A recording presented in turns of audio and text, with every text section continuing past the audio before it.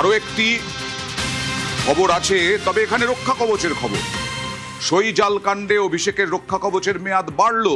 কথা বলবো অর্ণবের সঙ্গে, বিস্তারিত জানবো। অর্ণব, দেখো, বিধাননগর পুলিশে প্রথম কমপ্লেন হয় এবং বিধাননগর পুলিশ সহ এক্ষেত্রে হ্যাস্ট্রিক থানায় প্রথম কমপ্লেন হয় এবং সিআইডি তার তদন্ত শুরু করে। বিধানসভায় তৃণমূল কংগ্রেসের বিধায়কদের সই জাল হয়েছে, যার তদন্ত এখন সিআইডি করছে। প্রথমে বিচারপতি কৌশিক চন্দ্র অভিষেক বন্দ্যোপাধ্যায়, দলের সর্বভারতীয় সাধারণ সম্পাদক, তার প্যাডে এই বিধায়কদের সই নিয়ে জমা দেওয়া হয়েছিল বিধানসভা স্পিকারের দপ্তরে। সেই সই জাল কাণ্ডে ইতিমধ্যেই অভিষেক বন্দ্যোপাধ্যায় সিআইডি হাজিরা দিয়েছেন, কিন্তু তার রক্ষা কবচের মেয়াদ ফুরিয়ে গিয়েছিল। এই অবস্থায় রক্ষা কবচের মেয়াদ পুরনোর অর্থ হলো তিনি আবার গ্রেপ্তারের মুখে সামনাসামনি বসবেন। তাই বিচারপতি কৌশিক চন্দ্র সাক্ষীর বেঞ্চে রয়েছেন। জরুরি ভিত্তিতে দৃষ্টি আকর্ষণ করে মামলাটি বিচারপতি শুভ্রা ঘোষের বেঞ্চে অভিষেক বন্দ্যোপাধ্যায়ের আইনজীবীরা শুনানির জন্য আনেন।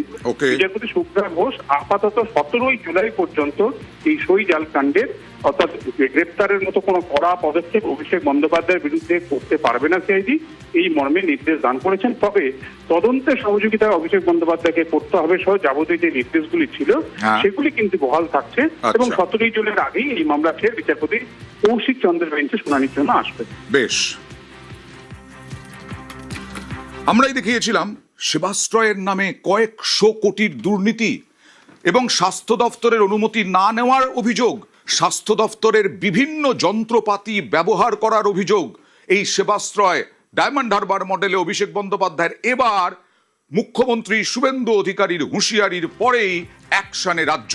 মুখ্যমন্ত্রী শুভেন্দু অধিকারী কি হুঁশিয়ারি দিয়েছিলেন দেখুন।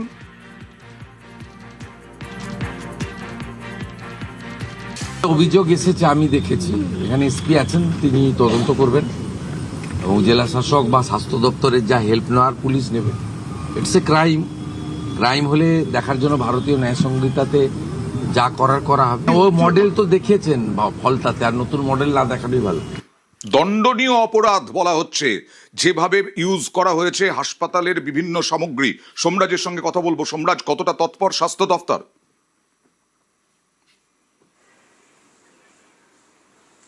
দেখো, মুখ্যমন্ত্রী শুভেন্দু অধিকারী হুঁশিয়ারির পরই এবার অ্যাকশনে রাজ্য সরকার। পুলিশি তদন্তের রিপোর্ট রাজ্য স্বাস্থ্য দপ্তর চেয়েছে বলে সূত্র মারফত জানা যাচ্ছে।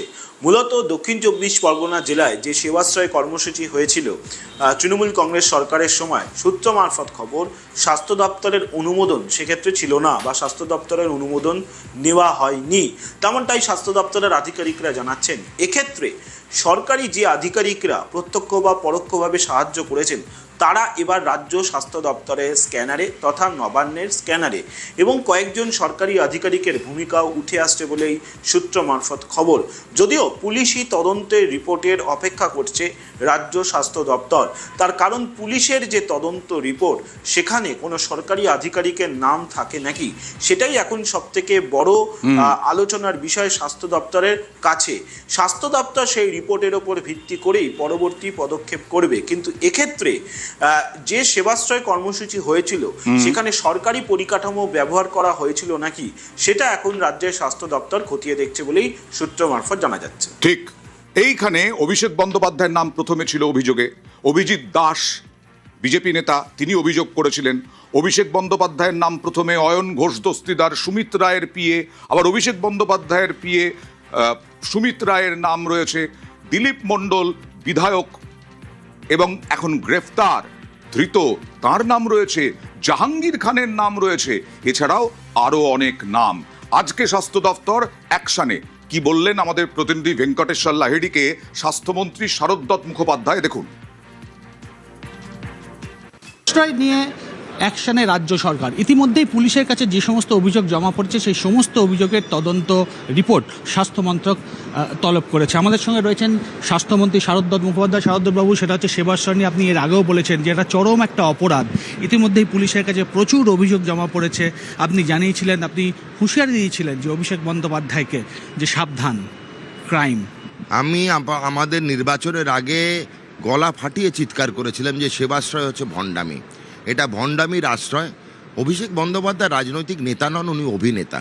সুতরাং এই সেবাশ্রয়ে চিকিৎসা পরিষেবা দেওয়ার নামে উনি নাটক করেছেন। খালি একটিও চিকিৎসক ছিলেন না, আয়ুষেরও পাশ করা চিকিৎসক ছিলেন না। যারা ছিলেন আয়ুষের কিছু পড়ুয়া আর group D assistant, general duty assistant, তারা ছিল গলায় স্টেথো লাগিয়ে। পুরোটাই ভণ্ডামি, পুরোটাই নাটক। এটা ক্রিমিনাল নেগলিজেন্স। আমার মনে হয় পশ্চিমবঙ্গের নাগরিকদের সঙ্গে দ্বিচারিতা এবং বঞ্চনা, এই জিনিস যেন আর জীবনেও না করার সাহস পায়। আমি বলবো মাননীয় মুখ্যমন্ত্রীকে কড়া পদক্ষেপ নিতে। ইতিমধ্যেই যে অভিযোগগুলো জমা পড়েছে স্বাস্থ্যমন্ত্রক সেই রিপোর্টগুলো আপনারা চেয়েছেন এবং রিপোর্ট চেয়েছি, প্রত্যেকটা স্বাস্থ্যমন্ত্রক রিপোর্ট চেয়েছে। সেবাশ্রয় কারা গেছিল, কে কে গেছিল, কার অঙ্গুলি হেলনা হয়েছিল, কে অর্গানাইজার ছিল, এগুলি নিয়ে আমরা রিপোর্ট চাইছি।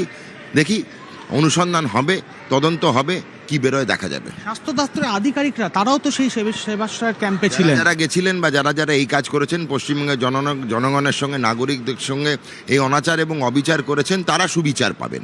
একেবারেই স্বাস্থ্যমন্ত্রী তিনি পরিষ্কার জানালেন সেবাশ্রয়ের যে শিবিরে যে সমস্ত স্বাস্থ্য আধিকারিক থেকে শুরু করে যারা যারা গেছিলেন তাদের বিরুদ্ধে কড়া ব্যবস্থা হবে এবং সেবাশ্রয় নিয়ে যে অভিযোগের পাহাড় সামনে এসেছে সেই সমস্ত পাহাড়ের তদন্ত হবে এবং দোষীদের শাস্তি হবে। ক্যামেরায় পিন্টু সরকারের সঙ্গে ভেঙ্কটেশ্বর লাহিড়ী, নিউজ 18 বাংলা, কলকাতা। আমরাই দেখিয়েছিলাম 11ই জুন, এবছরই 11ই জুন মাটি খুঁড়ে কোটি কোটি টাকার ওষুধ বেরিয়েছিল ডায়মন্ড হারবারে। অভিযোগ সেই ওষুধগুলো সেবাশ্রয়েরই।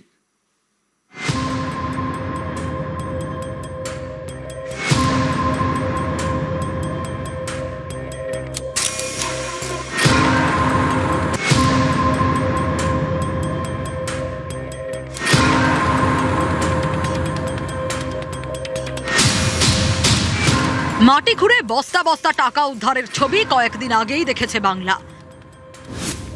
এবার মাটি খুঁড়ে উদ্ধার কোটি কোটি টাকার ওষুধ।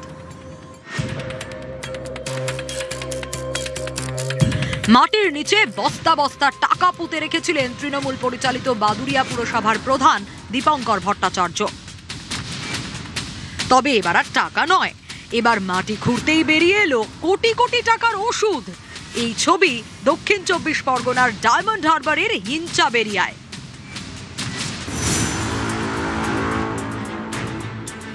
মাটি খুঁড়তেই উদ্ধার রাশি রাশি ওষুধ, যার দাম কয়েক কোটি টাকা। বুধবার ডায়মন্ড হারবারের হিঞ্চাবেরিয়ায় মাটি খুঁড়ে কাঁড়ি কাঁড়ি ওষুধ উদ্ধার করেন বিজেপি কর্মীরা। পরে আর্থ মুভার এনে আরও খোঁড়াখুড়ি চালানো হয়, তখন আরও বিপুল পরিমাণে ওষুধ উদ্ধার হয়। এখন প্রশ্ন, এত ওষুধ এখানে এলো কিভাবে? কারা এইভাবে মাটির নিচে ওষুধ পুঁতে রাখলো? মেয়াদ উত্তীর্ণ নয়, অর্থাৎ এই ওষুধ চিকিৎসার কাজে লাগানো যেত। এমন ওষুধ এভাবে মাটির নিচে কেন? কি লুকোনোর চেষ্টা? ঘটনায় বিজেপির নিশানায় তৃণমূল। অভিযোগের তীর মগরাহাট পশ্চিমের তৃণমূল বিধায়ক শামীম আহমেদের দিকে, যিনি অভিষেক বন্দ্যোপাধ্যায়ের ঘনিষ্ঠ বলে পরিচিত। ডায়মন্ড হারবার টাউনের বেচাত বাদশা ছিলেন শামীম আহমেদ। 10 লরি একদম ওষুধ এখানে মাটির নিচে পুঁতে রেখেছে। সেই ওষুধগুলো এক্সপায়ার ফেল হয়নি। শামীম আহমেদ যে বেতাত বাদশা ডায়মন্ড হারবার টাউনের অভিষেক ব্যানার্জির, সে এই কাণ্ডগুলো করে রেখেছে। কমসে কম 1 থেকে 2 বছর পর্যন্ত যেসব ওষুধের এক্সপায়ারি ডেট আছে সেই রকম ওষুধের দেখা গেছে। আর যদি এক্সপায়ারি ওষুধই হতো তা ওদের ভয়েতে মাটিতে পুঁতে দেবে কেন? কারণ এটা হচ্ছে সরকারি জিনিস তছরূপ করে ওরা ব্ল্যাক মার্কেটিং করার চেষ্টা চালিয়েছিল। ডায়মন্ড হারবারের তৃণমূল সাংসদ অভিষেক বন্দ্যোপাধ্যায়ের সেবাশ্রয় মডেল বহু চর্চিত। নিজের নির্বাচনী কেন্দ্রে বিনামূল্যে চিকিৎসা পরিষেবা দিতে এই সেবাশ্রয় খুলেছিলেন তিনি। ডায়মন্ড মডেলের অন্যতম অংশ এই সেবাশ্রয়, ঝাঁ চকচকে চিকিৎসা কেন্দ্র। বিজেপির দাবি, এই ডায়মন্ড হারবারেরই হিঞ্চাবেরিয়ায় মাটির নিচ থেকে যে কোটি টাকার ওষুধ মিলেছে তা সেবাশ্রয়ের।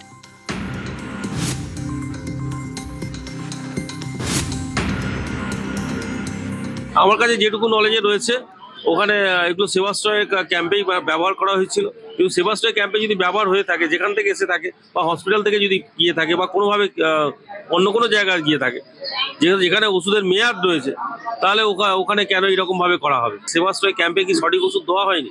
যে ক্যাম্পগুলো করা হয়েছিল, সব কিছু তদন্ত করার প্রয়োজন।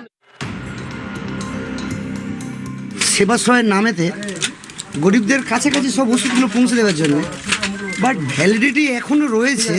তা সত্ত্বেও অনেক ওষুধ তো ওখানে মাটি ঢাকা দিয়ে রেখে দিয়েছে, কিছু ওষুধ এখানে ওরা প্রমাণ লোপাট করতে পারেনি, এখানে রয়ে গেছে। সেবাশ্রয়ের নামে কালো টাকা ওরা সাদা করতে চেয়েছিল। যে টাকাটা ওদের দুর্নীতিগ্রস্ত, সেই টাকাটা ওরা হোয়াইট মানিতে রূপান্তরিত করতে চেয়েছিল। তা গরিব মানুষের যে এত টাকার ওষুধ, সেটা যে এরকম মাটির তলায় পাওয়া যাবে ওরা ভাবতেও পারেনি যে আমাদের গোপন সূত্রে ওই মাটির তলা থেকে ওই ওষুধগুলো পাওয়া যাবে। বিজেপির পক্ষ থেকে বিষয়টি ড্রাগ কন্ট্রোলের নজরে আনা হয়েছে। তৃণমূলের দাবি ওষুধগুলি মেয়াদ উত্তীর্ণ। ওষুধগুলি সত্যি মেয়াদ উত্তীর্ণ কিনা তা খতিয়ে দেখছে পুলিশ ও জেলা স্বাস্থ্য দপ্তর। ডায়মন্ড হারবার থেকে আনিসুদ্দিন মোল্লা, নিউজ 18 বাংলা।